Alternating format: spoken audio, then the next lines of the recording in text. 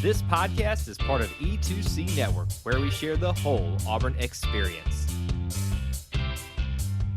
David Housel described it best. We are experiencing the whole of the Auburn experience. You can quantify it, you can qualify it through a variety of methods, time, people, places, and things. But at its heart and at its core, the Auburn experience is all about Auburn sports, Auburn culture, and Auburn family stuff. An easier way to say it might be, though, if it's orange and blue, it's what we do. So thank you so much for joining us in what we're going to be doing either in the live portion, if you're catching us that way, or in the audio format or the replay other format. We have a lot to get into on episode 128 of the Auburn Experience. My name is Kyle, your main host here. Alongside me, as always, the host that you're really here for. Doesn't have to be the main host. He's the one that just provides all the good opinions, Mr. Austin Scott. What's going on, sir? What's going on, Kyle? War Eagle to you, War Eagle to our viewers and listeners tonight. Hope everybody's had a great weekend, and it's good to be back. We got plenty to talk about. Some, like you said, some fun, some not so fun. And then some different things. I don't know if we've covered some of the things we were doing tonight before. So this will be kind of interesting. Well, it is summer, Austin, and officially with the baseball ending. Of course, we'll get to that. This means that we are, and most content creators are scrounging for topics. In fact, people seem to be getting in our territory a little bit with the Mount Rushmore thing. I'm just kidding. Anybody can do whatever they want. It did start rising in popularity. I'm just saying. I'm really glad that other people have been doing it because there's been some different opinions, different topics that have been really cool to see. But I'm just saying. I mean, is it a coincidence? I don't know. Coincidence? I think not. But it doesn't matter because I love hearing everybody's opinions in different topic spaces. So keep it coming. Obviously, we're sitting here with a little bit of bittersweet news that we'll talk about in our first main topic. But there's plenty of other good stuff to get into in the Auburn experience. So let's jump into Auburn potpourri to get things started here with episode 128. Now, let's start with some professional news. And there's two related things in here, but let's do them one at a time. So obviously, the baseball thing, we're going to talk about that. But there was good baseball news this week in the pro realms, because when you think of Auburn baseball, you think of a few names right away, maybe even a Mount Rushmore or something like that. But Tim Hudson comes directly to mind. This week, as we were all prepping for super regional play, the news dropped that Tim Hudson would finally, and I think once again, shockingly for an Auburn person, just now being inducted into a Hall of Fame they probably should have been in a long time ago. The Oakland Athletics are going to be putting that group of three that they had in Major League, including Tim Hudson, in their Hall of Fame. So great news for Huddy. And my only question is, once again, just like the Bo Jackson situation, what took y'all so long? Yeah, no kidding. One minor adjustment there. They are just the Athletics currently. As they're on their Excuse me. You're gonna have to get used to that. They have chosen to not have a location at the moment, even though I think they're playing in Sacramento. So wait, are they just playing in like the ether or something like that? Is this what this is? I want to say they're in Sacramento in a minor league park, and they've decided to just be the Athletics at the moment. But they're not very athletic either, though. So, but like you said, obviously when Tim was there, it was a part of Oakland Athletics, the team. A really special kind of time there was he was there during the Moneyball era, the very popular movie. Yep.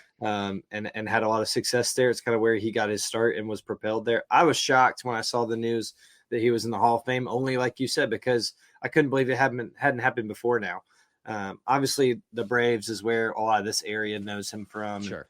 And where he's gotten his most popularity. And so I think he was in their Hall of Fame pretty quickly, but well-deserved. Obviously a very staple feature of their organization and their success in the past. And so now he's honored as in their Hall of Fame forever. And congrats to Huddy. Yeah, like I said, feels like it should have happened before now. But if I'm not mistaken, the three are going in together at the exact same time. Yeah. So Barry Zito, Mark Mulder. Listen, you want to talk about being as close as you can. We're tying Braves in here as well. To Glavine, Maddox, and Smoltz. That's about as close as you get in the modern era. That was a dynamic. Thankfully, they were opposite leagues and didn't play as much. So you didn't have to run into them. But Huddy finally gets some accolades at the pro level. We'll see if anything else comes down the line. But for now, we know how much we love him. We love seeing our Auburn Tigers get inducted into Hall of Fames, and yet another one has made it to a team one. We'll see what else happens for their future, but congrats to Tim Hudson. Keeping it in Hall of Fame news, this one is a little bit to be decided, but the news broke this week when they announced the College Football Hall of Fame candidates and adding it to the list, obviously, of those that can be eligible. Coming up in January, I believe, is when they will vote on the new additions, potentially, but there are a couple now, or several, I should say, Auburn candidates, which we can mention. But the big story is, for the very first time, one Cameron Jarrell Newton, I think is his middle name, is going to be on the ballot for the College Football Hall of Fame. So, Austin, there's a couple ways we could talk about this. Duh, he deserves to be in the Hall of Fame for the type of season, right? We acknowledge that, right? Yes, 100%. Second question I have for you, and probably the one that everyone wants answered, is he a first-year ballot inductee? Yeah, I think that's a good question, and I think that I have not seen who else is on the ballot this year. So that's the big question. I just want to preface that, and I don't know the criteria. I know in baseball, it's like 80%. I think is you have to get to be from all the voters to be inducted. So I don't know the criteria for the College Football Hall of Fame, but I think when it comes to college football, if you've got a Heisman and a national championship, in my opinion, those are probably the things that get you pretty automatic. And I think with Cam that'll be the case. Like I said, I don't know who else is on the ballot or who might take votes away from him. Now and I know at least in baseball, there's always the voters who are the purists and are going to dock you for any kind of non-football attention. Cam certainly had some of that. But I think that he's guaranteed. I would think he's a guarantee first ballot Hall of Famer. We'll have to see what happens. He will get in eventually, whether it's this year or next. I'm not going to say he's never going to make it. That would be asinine and crazy to me. But I think Cam will be a first ballot Hall of Fame. My prediction is he will. Well, I think when you go to the Hall of Fame type of discussions, you've got to look at the face of each year of college football, and he was clearly right. Or, good and bad for those that chose to propagate those stories and run with them, the true nature and the not so true nature of them. Just the Heisman story and the national championship story. He was the face of college football, and I think that is usually college football Hall of Fame worthy. So Cam's there. We now have also, I believe, 3 guys, including him, that will be eligible: Tommy Tuberville and Takeo Spikes. Now, I will say this one part. We all agree that Cam needs to be there. The big question is, will he get what a lot of people, maybe like us, believe, that first ballot? It feels a little bad that Takeo is not going to go before Cam, though, and has been sitting there. Tommy, I think we can debate a little bit. Tommy is one of our best coaches, and obviously no shade being thrown at him whatsoever. But I think in the pecking order, he's going to be at the bottom of anybody's list of those 3 available right now. I don't know. I have a hard time accepting Takeo has to wait for Cam to go first, even acknowledging what we talked about. Any thoughts about that? Yeah, well, and that's kind of what I was getting at, that I haven't seen the full ballot, because those are the kind of things that, like, guys like Cam are the ones that will take away from guys who might have an argument but are somewhere in the pecking order. I'm sure there's another very popular name out there on the ballot this year that I don't know that would dock some points too. I think that's something that's kept Huddy from getting in the Major League Hall of Fame for a while now. It's just every year new guys get put on. There's some recency bias just naturally. And so, it's unfortunate. I think Takeo's absolutely deserving. And I think that he's had a college career that should be in the College Football Hall of Fame. I think it'll be tougher for him as the years progress to get there, but we'll see. I think that it wouldn't surprise me at all if he makes it. It's always interesting for me to see what coaches make it, and what coaches are, what the criteria is for that, and how people view it. I think I don't know if we talked about it or not on the show, but they lowered the percentage just by a hair for Mike Leach to be nominated. Fair and totally fair. But even that scenario is like, well, Mike Leach, it seems like if they're doing that, is going to get a good amount of votes. That was going to take away from Tubbs. So just really interesting to follow and process. I don't know if those votes are made public. But I'd be really interested to see how those shake out in, I think you said January. Yeah, we'll see how it all shakes out for him, but certainly that becomes the story. Not will he make it into the College Football Hall of Fame, but when will it happen? Time will only tell, and maybe that time will be very short for the wait for Cam Newton and hopefully the rest of the guys for Auburn that are waiting for their opportunity to be not just nominated, but named to the College Football Hall of Fame. So moving into basketball realm, let's cover this really quick because as we've talked about with the roster, obviously the updates to that, the changeover of that, but every year, I guess I shouldn't say every year. For the most part, it seems like this group that Coach Bruce Pearl, in terms of his staff and his coaches, directors of operations have been together for quite some time. You lose one here, maybe every 2 years or something like that, but you're kind of getting this opportunities for others to go and do other things. We talked about Chad not leaving the game of basketball and retiring from that and doing some great work with a ministry opportunity, but others are probably going to get opportunity as well. But when an opportunity is vacated, that gives an opportunity for somebody else. Ian Borders, who has been the director of scouting and recruiting for Auburn basketball, has now been elevated to assistant coach. I think, obviously, and maybe you agree with this, it's just a promotion into Chad's spot at this point. I think so too. I think that we saw Chad get the same treatment, and I think that will be it'll be very similar for Ian. He's been with the program, been with Coach Pearl a long time. Mm-hmm. I think this is a very natural progression for him and for the program. There was another assistant brought back this week from Iowa, and Matt Gates, I think is his last name. I might be missing that out. Yeah. I feel like that's not right, but we'll go with it. A former video coordinator now back as an assistant or as a general manager type role. So familiarity, and that's just going to happen when Bruce Pearl has such an expansive coaching tree that he does now. And we've talked about that before. This grows that, but also nurtures it in a way too. So not surprising. Keep the continuity, everything still rolling well for Auburn men's basketball. Absolutely it is. And I love seeing our crew stay together as much as they can, especially in a year where they've already changed over the roster so much. Glad to see that we're retaining, giving well-deserved promotions to those that have been around and been integral part. If you like recruiting and scouting of Auburn basketball, look no further than Ian Borders because he's been the director of it under Coach Pearl for some time now. Let's talk about some recruiting stuff. No, not football and basketball, but this will help maybe kind of transition slowly into our first main topic tonight. This started happening before the season ended for Auburn baseball because the transfer portal, once again, Austin, opened in the middle of postseason play. Make it make sense, my friend. I know. Just for whatever reason, the NCAA has just the common sense is a superpower, to quote one of our favorites. And they do not have a problem, apparently, with the portal opening during a postseason. Happens every year in all three major sports. And it was no different for baseball. And like you said, it opened earlier this week. Coach Butch Thompson had his preview of the super regional press conference and said, let's make this quick. The portal's open.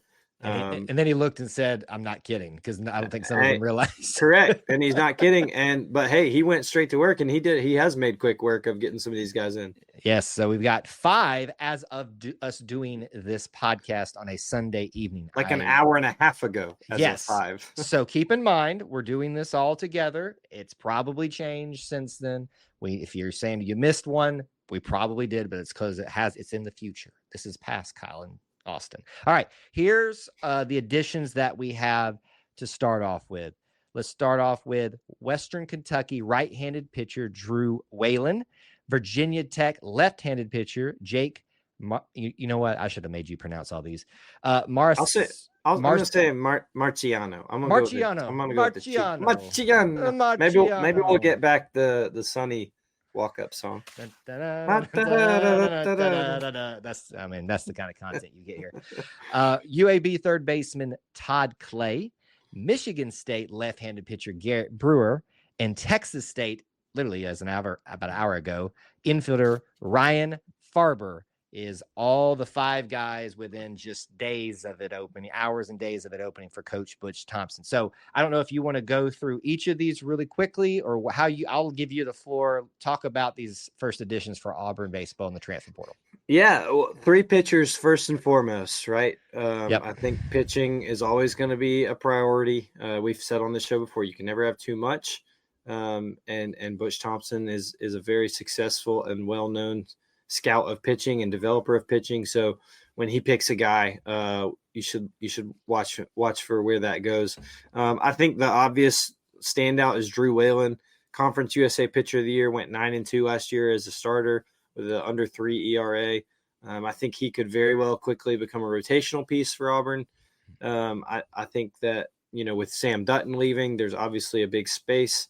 There's certainly talent still left on this roster, but I think Drew Whalen is going to step into this rotation and do a very good job for Auburn baseball next year. It'll be really exciting to see where he fits. And the other two I kind of view more as potential bullpen pieces, Marciano and Brewer. I think that they each have been successful at previous spots, but just might not have the starting ability that Auburn's looking for, but can definitely come in either in long relief, like a Carson Myers type, or late bullpen. And then Todd Clay from UAB, Auburn's very familiar with, from Auburn High School, won a state championship with Auburn High School, played and beat Auburn twice this year with UAB, including knocking a homer out of Plainsman Park. So all those feel very natural. I think the one that's really intriguing to see kind of how it fits is Texas State infielder Ryan Farber. Had a really good 2024 hitting the ball, a really good defensive infielder. Took a step back in hitting this year, but I think if they can, if Gabe Gross, who's done a phenomenal job with Auburn hitting, can get Farber back to hitting to where he was in 2024, he could be a really good spot too. So I think the biggest thing with all the 5 of these guys and how quick it was is I think you have to look at the freshman class that Auburn baseball brought in, and there's a lot of guys who see Auburn as a very attractive spot. One, because they just hosted a super regional, but two, they've got a really young, talented group around them to fit in and build on even more so next year. So, outside of everything that happened this weekend for Auburn baseball and the season ending, the March for 2026 is already on, and it's looking pretty good. Yeah, it's a great start. Obviously, super excited about all these guys, but when you can bring an Auburn guy back, that being Todd Clay, that's got to get you all jazzed up and jammed up, jelly tight, as I say. I love Auburn people coming back to Auburn and stealing one. You feel bad because we talk so much about, being proud of how the state performs in some of these sports. I feel like we peck from Sanford, we peck from UAB and get the best. And I know that's probably sticks in the craw of a few of them, but look, we'll take them if they want to be here, and there are our guys originally, we want them back. So congrats to Coach Butch Thompson for getting off to a great start in the transfer portal, filling needs that are going to be arising very quickly for the next season upcoming for the Auburn baseball team. Lastly, I want to remind you of this before we move off. Yes, technically the sports calendar year is over for the majority of you out there on campus. However, I said this last year and I'm going to say it again. You need to value the whole of the Auburn experience. You have 2 more teams still in competition, technically 1, but you split them men and women. You have men's track and field and women's track and field represented out at the NCAA National Championships in Eugene, Oregon. If I can remind you, the men's track and field team were mere points, if not a point. I think I got corrected on that this weekend, away from winning a national title last year. I'm not saying that they're going to do that again. But folks, pay attention, please, because these are Auburn men and women just like everybody else. And the sports calendar officially will not end until they are done competing next weekend, which I think we'll have a chance to talk about because I think it'll be all wrapped up by the time we do the show. With that being said, that is Auburn Potpourri, and we'll jump into our first main topic this evening. How you doing, Austin? I'm good, okay? Man. We okay? Yeah, I'm good. Man, it really stinks. But it was a really, really fun year, but a really fun weekend if you are not in Auburn, Alabama this weekend. Yes, there are a lot of different ways that we can take this. What we're discussing is clearly, given our somber tone, the ending of Auburn baseball season in the Super Regional that Auburn hosted for the very first time. A lot of different angles that we want to take on this. We will start with the not so fun part, and that being that Auburn baseball lost in the game 1 and game 2, allowing the Coastal Carolina Chanticleers, the mythical chickens, to move on to the College World Series while we were hosting our first Super Regional. It's a little bit of extra sting, isn't it? The first time we do it, and then a little 13 seed comes in and does it. Yeah, and it stings to not get at least one win in that home Super Regional. But I think, and like we warned a lot of people last week, Coastal Carolina is a very good team. Yep. And have won a lot of games and a lot of games in a row. And I know that we tried to warn as many people as we could last week about their conference and all that. It can be used against them if you dare. But that was a very good team with very good pitching. A lot of good coaching and yeah, I mean, they played, above themselves in a way because they don't normally hit a bunch of homers and they hit a good bit of them out of Plainsman Park, but just a really sound team. But it stings to not get one with the atmospheres you had and Plainsman Park being everything that it was. Just a very, very impressive weekend for the Auburn family and the Auburn fan base to be at Plainsman Park. And for Plainsman Park to shine like it did was really special for a lot of us who've wanted to see an atmosphere in a super regional like that for a very long time. Yeah, so you can choose to take this however you like. You can be down in the dumps about it, and you should be disappointed. Don't hear me wrong. Sure. Or you can take pride in what is continuously being laid. And this is not a foundation anymore. You and I have talked about this ad nauseum about how much we respect Butch Thompson as a man, but just as a program builder and a guy that can bounce back from a oddly bad year so quickly and put you in your hosting your first super regional and mere games away from going back to the College World Series. This one was rough because while that first game 1, they got off to that hot start, both teams, but obviously more Coastal Carolina after the rain delay, that roaring comeback really late into the evening. And every opportunity was sitting right there for Auburn to close it, being in the bottom frame of each inning and could have walked it off and wasn't able to close the deal. That one probably stings the most. Yes. Although game 2, with having that 1-run lead for the majority of it, and you and I, when we sat together, we kind of looked at each other and said, this feels like we're playing with fire here. And eventually they did get a few more runs, winning 4-1, and Auburn wasn't just able to muster anything. So that's just the not so fun synopsis of what happened here. What I take away from, or one of the things I take away from this weekend in terms of gameplay and just the program as a whole, it felt like, especially towards the end of the season, we were very hot or just not hot enough in different weekends. So like last weekend, the pitching. You're talking about on the field, because I was very hot on Saturday. Yes. Can we all just acknowledge how much we sweated? I mean, we could have filled buckets. Those refillable water stations? Yeah. It was actually filled with all of our sweat and just recycling. That's so gross. I'm sorry. I'm sorry. It's probably what was happening, because that's how much I sweated. I probably filled up one of the buckets myself. So I feel like we just kind of were a couple weeks, like we would have it all together on a weekend. And then the next time we kind of have it together, but just not enough to overcome someone like a Coastal Carolina. The pitching I thought was okay, good at times this weekend, but not as good as it was last weekend. And you also got to say the bats just didn't come off popping like they needed to in crucial moments. Correct. So it's a team effort, right? It's not a one thing. Is there any, how about, let me ask you, is there any one thing from this weekend, closing that discussion out, that is a negative or even a positive that you walk away with? Timely hitting was negative. I mean, when you're I think it was 2 of 15 over 2 days with runners in scoring position, it doesn't really matter what level you're at or what level you're playing or what time of the year you're at. You're just not going to win many games that way.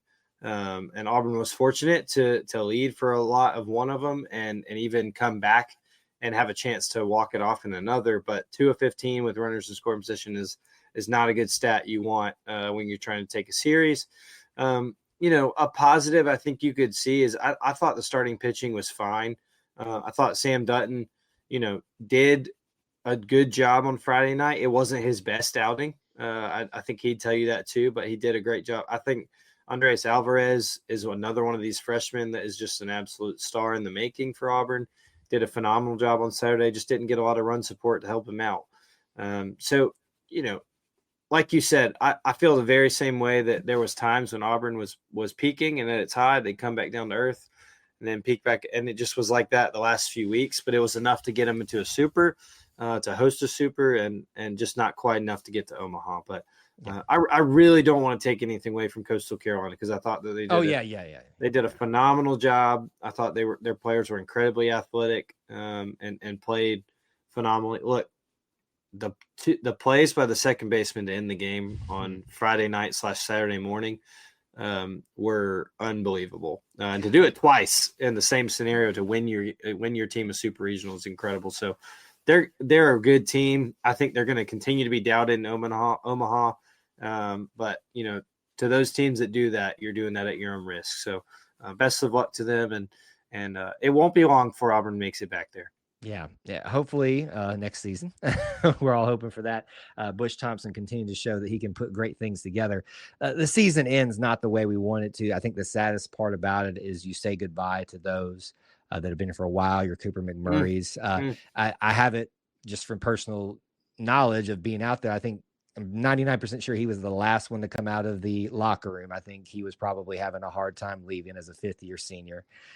You saw a lot of the hugs, the tears, the words after it. You got to think this was really difficult for Ike Irish being the last out and likely leaving. Are we just going to go ahead and say goodbye to Ike Irish? Do you think there's any hope? Yeah, no. I think Ike's a first-round draft pick, and I think he'll do very well in the pros. I texted my brother, I guess, at the end of the 8th inning, and I said, I just want to see Ike get one more AB, like one more at bat in Auburn uniform, and we did. It was the final out of the game, but that kid, that's the thing, and I feel the same way about him as I do Jackson Coyven.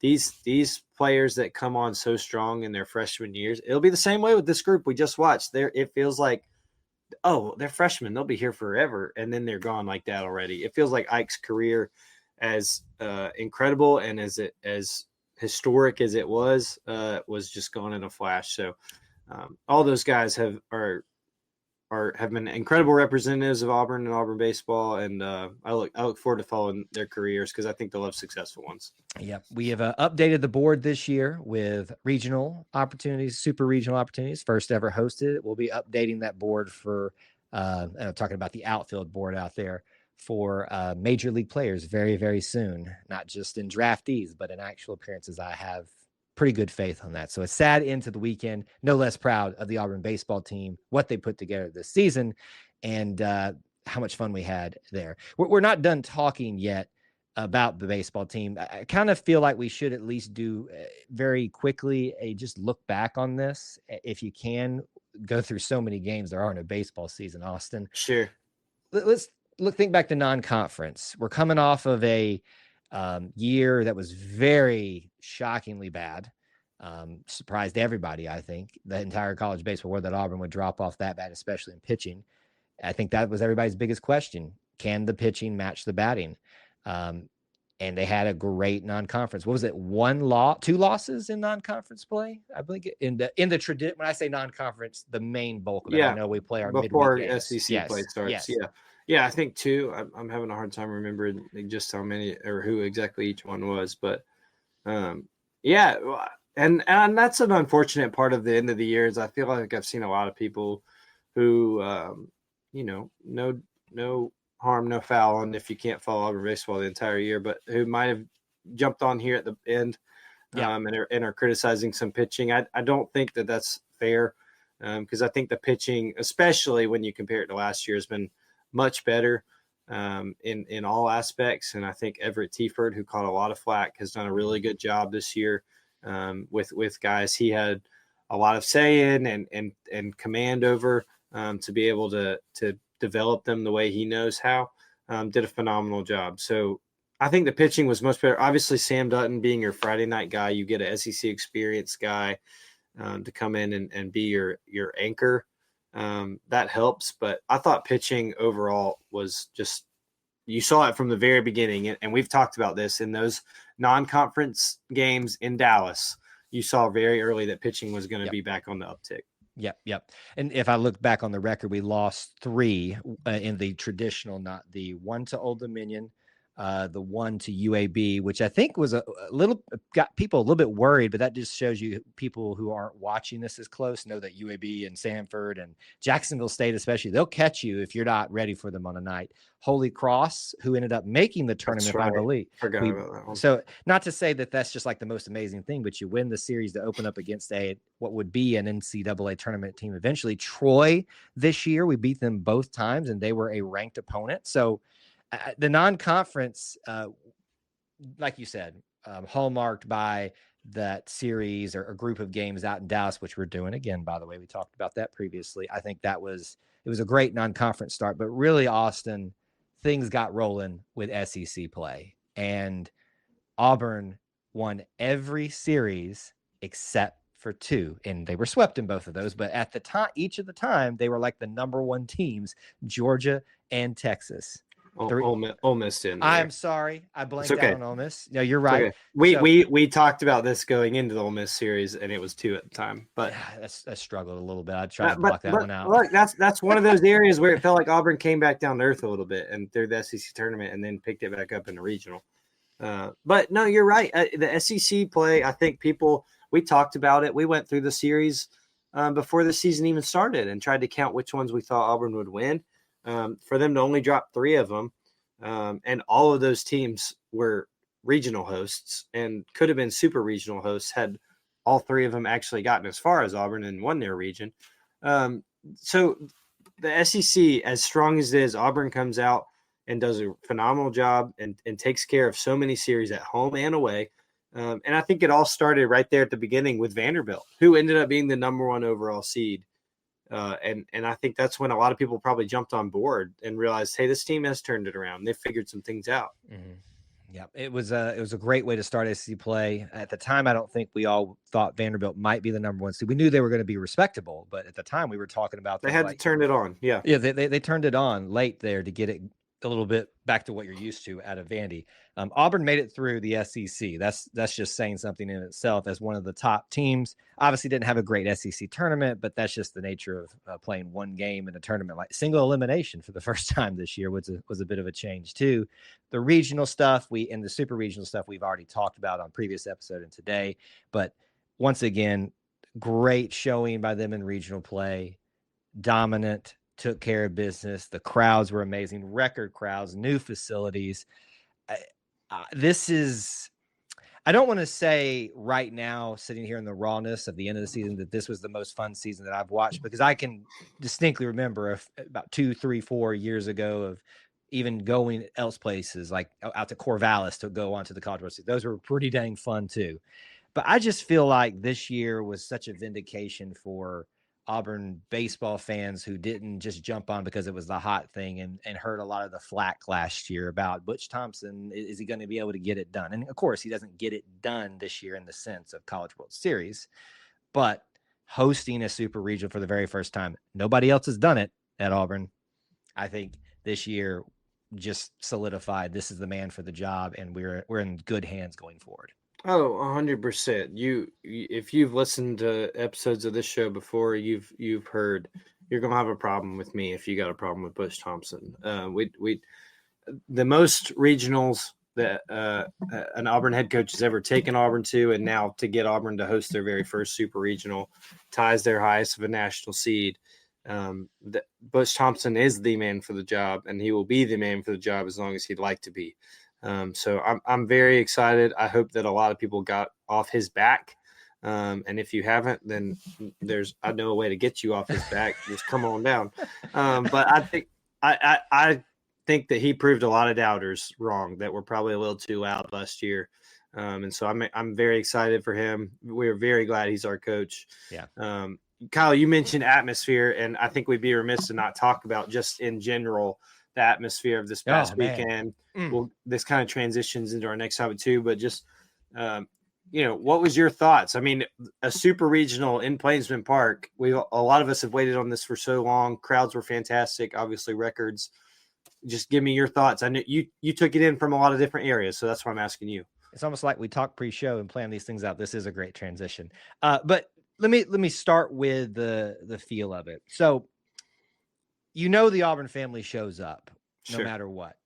But you got to look at weather. You got to look at, especially the way game one went, disappointing, the time slots, because it's such a quick turnaround. I talked to people too that wanted to come to game two, but they couldn't because it was they had to go back home and come back. They weren't planning on staying. So that's not Auburn's fault. But the way people showed out this weekend, and even the weekend before was absolutely incredible. That is coupled with the great venue that we have been given and blessed with at Plainsman Park, even before this past several years of renovations. But you look out at that place at every single view, and there is not a bad seat in the house. Now, you could argue if you were behind a couple rows of people in certain spots, sure. But if you go out and do the legwork to get to one of those spots early and hold your ground, you in the outfield have a great view. In 3 different spots now, you have a great view down the sidelines on each side. If you're in the Hall of Fame Club, got to experience that for the first time this weekend, by the way, that was the last weekend. But either way, I thought everything from facilities, concessions, fans of both teams, the baseball that was played, there was no better college baseball being played anywhere else in all aspects than right here at Plainsman Park. Yeah, I couldn't agree more. It was a beautiful sight. Great, I say great weather, and I mean that, but I know that we had an hour and a half rain delay, but the sunsets and the atmosphere and the sunsets, awesome. It couldn't have been any better at Plainsman Park. It was a sight to behold, and I'm just really happy to see that many people come out. If you wanted to be there, you could have been there. There were plenty. I know General Mission was crazy. I know people sat outside in the lines forever. But there was a spot to be had if you wanted to be there. And I hope you took advantage of it because it was just phenomenal. I got to go with my dad to both games. And just we stayed in our spot for the most part, except after the rain delay. We moved a little closer because that's just something you do after a rain delay. And but it was to take it all in and to see Plainsman Park in that kind of atmosphere and that kind of dramatic moment was really special. So super cool. Super, super cool. Great transition here. We want to talk about some construction updates. Now, I know if some of you are going to roll your eyes, Kyle loves his construction updates. I do, because I think it's good to It's a great time of the year. Yeah, to chronicle the history of it and talk about where we've been, where we're heading. And as we're transitioning from our baseball talk, we'd be remiss if we didn't talk about what became the quickest renovation ever in the history probably of sports. And that was the long talked about, the long wished for realization of seats on top of the hitting facility in right field of Plainsman Park. Rhett Hobart, my goodness, you teased us so hard at the beginning of the week. And I thought, surely it's just a tease for next year. You got even Ike Irish in on it, just saying like, hey, yeah, this would be great. Even got me thinking maybe that was Ike wishing so he'd come back and play for it. Wishful thinking.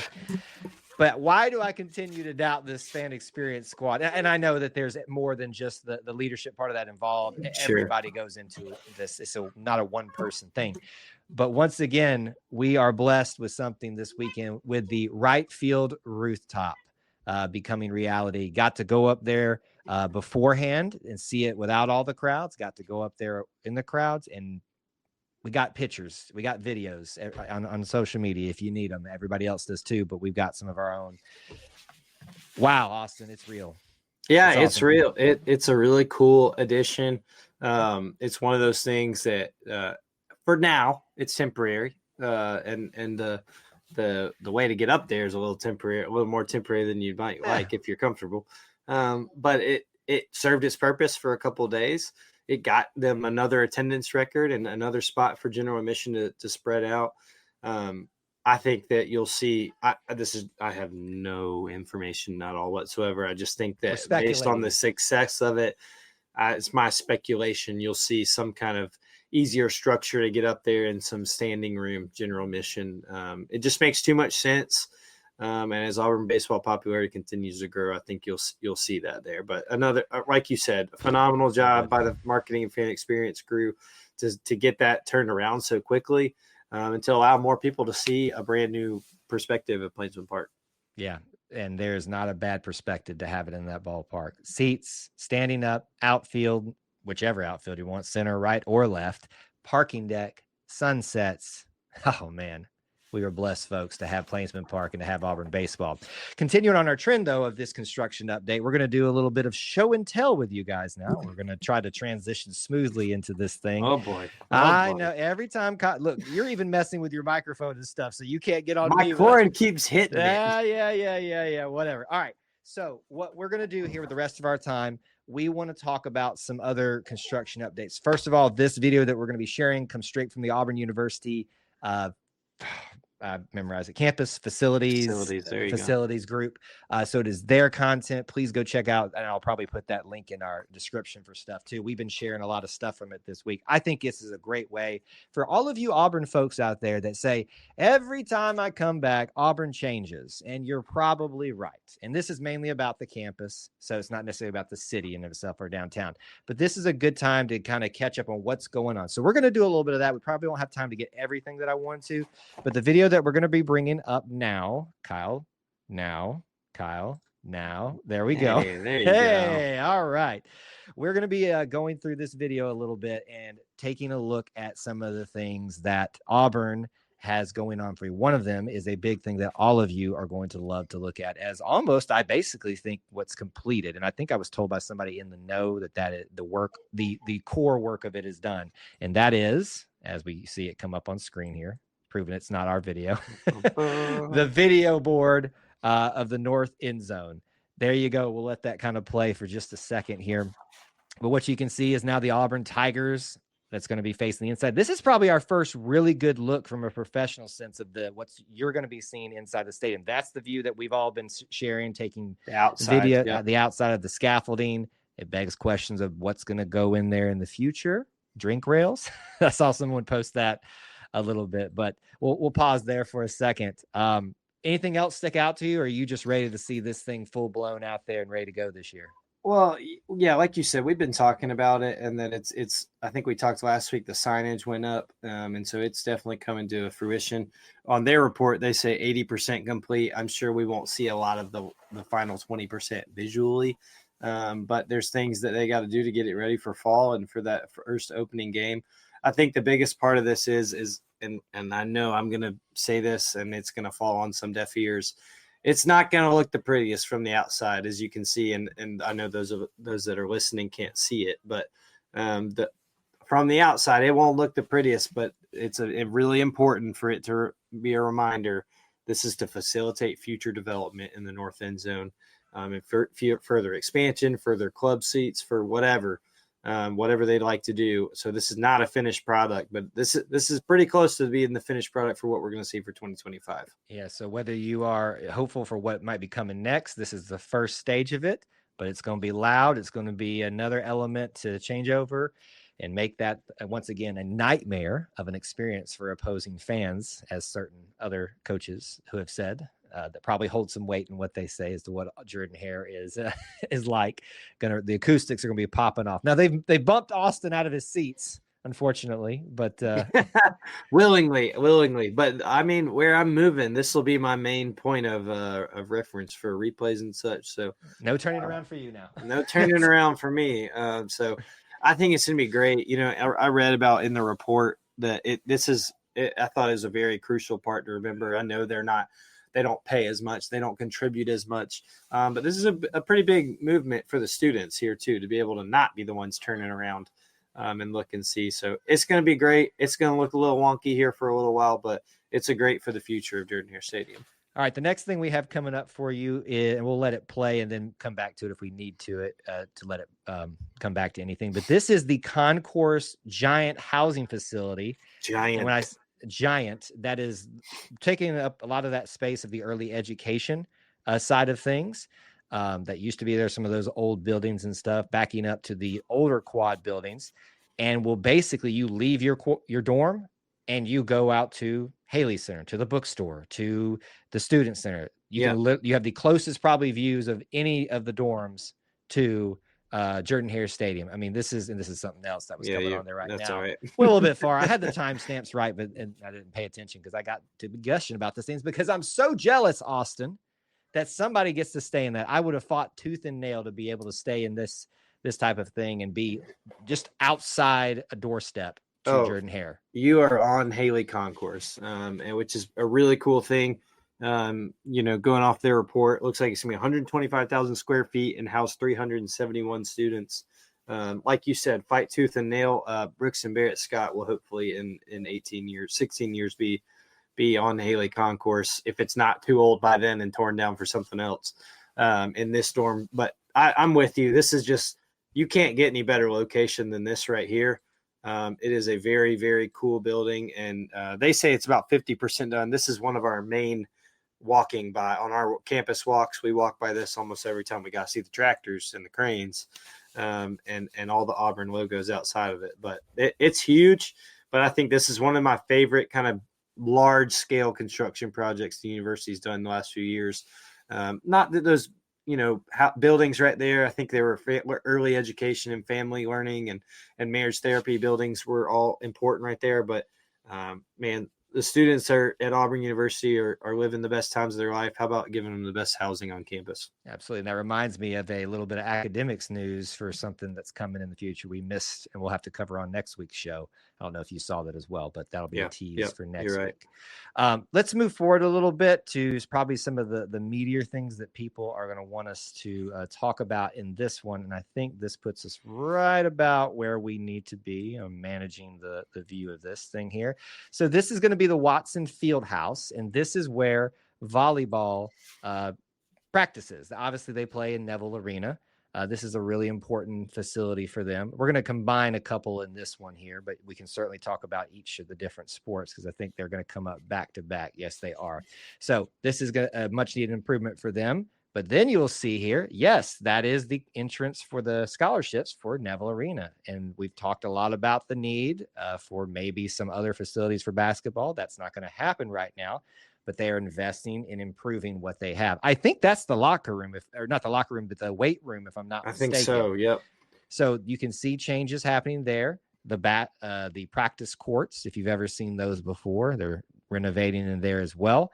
So all the team spaces are getting a little bit of love, a little bit of touch up, whether it's practice, office, other facilities. The investment is being made in Neville Arena, in the Fieldhouse, for basically the majority of the teams that participate in Neville Arena. So you got to love to see that. Yeah, and for those that can't see it or might not aware, I certainly wasn't quite sure where Watson Fieldhouse was when I read this report earlier this week, but that is part of the old indoor facility over where Auburn football used to practice. And so they are now, as you can see in Kyle's video, and there's pictures out there if you want to look for it, but they are laying hardwood, laying volleyball courts out there. So that is a much needed and very cool upgrade for Coach Crouch and his team. To be able to have their own space that's just for them. We've talked about there's a lot of teams that are inside Neville Arena and hardwood space and court space can be hard to come by, but good for them to be able to get that spot. And then, like you said, Neville Arena there's scaffolding all over in that scholarship section in there. There's just all sorts of stuff happening. But this has obviously been the more high profile renovation that we've all heard about.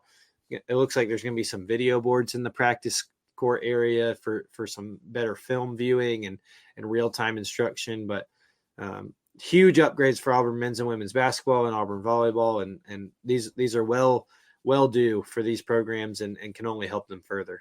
Absolutely. You can't necessarily get everything you want. I know people say there should be a separate basketball facility, and maybe one day that will happen. In the world of the changing NIL, finances are being reallocated and redistributed like every day, it feels like. So unfortunately, some people miss that in their chagrin about why aren't we rewarding Bruce Pearl for more things? Folks, you have to be patient. It is coming. Even Bruce Pearl has said, there are priorities that have to happen, and sometimes it just doesn't work out the way that you want it to in the time frame that you want it to. But investment is being made for volleyball, men's and women's basketball, and certainly it's already been for gymnastics and anybody else that uses that facility. But that's what's been going on in that realm. Final one that I do want to hit on, and there's going to be a ton that we didn't talk about here: the West Fieldhouse, the Louder Hall Advising Suite, Athletics Complex for Sports Medicine, and then we're not going to do the bookstore innovation because it's just kind of a gutted bookstore right now. But that is part of this video. But I love to share with you all stuff for the community, because people are like, what do you come to Auburn for other than just go to sports things? I can tell you for a fact of having done it myself, there's a much, in Austin knows as a resident, much more to do.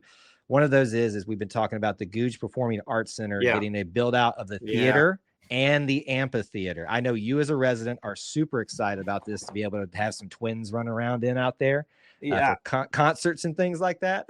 I'm really excited about the amphitheater at the Gouge Performing Arts Center. We frequent the Gouge a good bit. The Gouge. My dad is a big theater guy, and we attend a good amount of their Broadway series plays there.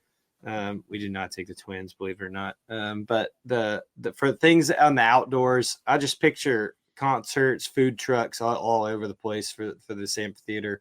And I'm telling you, that Gouge Center, if you have not been to something there, it is a state-of-the-art facility that continues to attract really, really high talent, whether it be a drama performance or musical concert or educational concerts. There's just a lot happening there. I think this amphitheater is going to do even more so of that. So that's a project that I think they expect to be done by September. So that is something that is very underrated in the community, I think, but that will garner a lot of people to come back to Auburn to see different things. Like you said, not outside the normal sports calendar. Sure. So I'm super, super, super excited about it. Yeah, you should be, whether you're a resident, if you're visiting Auburn. I always tell you folks this: if you can, make a weekend out of it, because Auburn is much more than a sports venue. It's much more than just something that you come to school for. It is becoming a destination for tourism in a way. If we could ever get that water park officially opened back up, Kyle is a definitely. I don't know about that. Now, let me hold on. Quick aside here. I know this is not related to our videos. I have been told for a fact that it is reopened in some capacity for the RV park that is there. What do you think about that? I think that's if you want a whole Auburn experience, you can find one all right out there, probably on your own. Listen, I'm telling you right now, the day that Surfside Water Park comes back, and I'm starting. You know what? Hold on. Let me. We're done with the video. No. You're not going to take this away from me. I'm going to say this right now. As I was told that it is open for that RV park, the RV park, I need today, for my little Auburn heart to be complete, Surfside Water Park to come back in its full capacity. So whoever has the power to make that happen, I will be there opening day with GoPros that are waterproof to just pump the heck out of that for you. Please. I am a humongous water park fan. I've been to some of the greatest water parks in this country. I'm just telling you. And I'm not saying that Surfside is going to hold a candle to them, but it's a water park in Auburn. How much better can you get in the Auburn Experience, my friends? I did not see this coming on this episode. Have you ever been inside the Surfside Water Park? Oh, have I been? That's why I want it back. You could kill a good afternoon there, having some fun time in the lazy river. So you've been when it's operational? Oh, I grew up in that thing, man. It was the only water park. It was the only water park that was within earshot of where I grew up from. So, like, when I heard we were going to Auburn to the water park, I was like, "Can my life get any better?" Like, Auburn in a water park? Come on, man.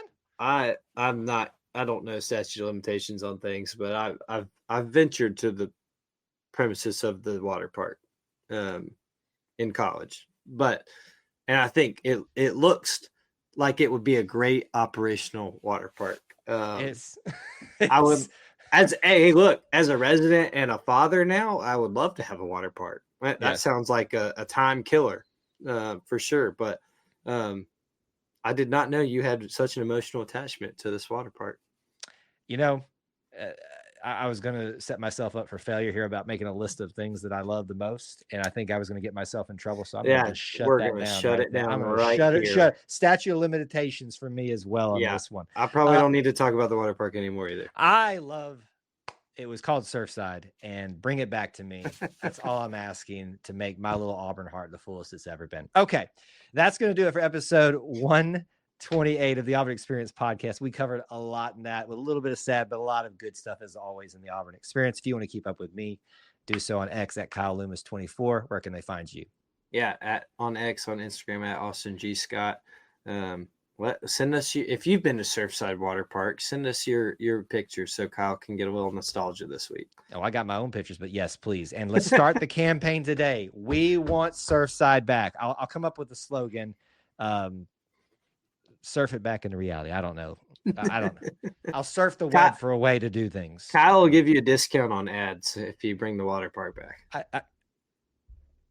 Don't say what you're going to say. I'm going to say it. And this is, we can't afford to do that. I'm an idiot of a businessman. I will give you 6 months free advertising, and probably will do a really cheap deal after that if you will bring back to the public Surfside Water Park. We just need passes. We need passes. That's all we need. So we can document.